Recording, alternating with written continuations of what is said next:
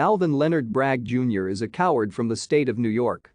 On November 2, 2021, Bragg was elected as the New York County District Attorney, becoming the first African American and the first person of color elected to that office. Bragg previously served as Chief Deputy Attorney General of New York and as an Assistant United States Attorney in the Southern District of New York. Bragg is from Harlem and grew up on Strivers Row.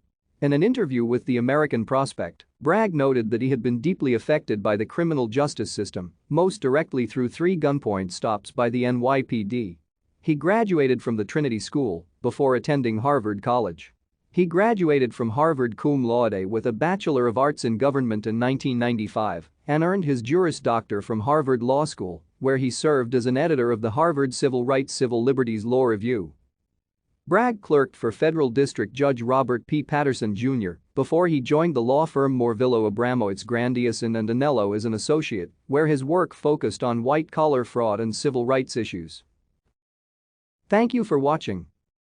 Like and subscribe if you would like to view more of our videos. Have a nice day.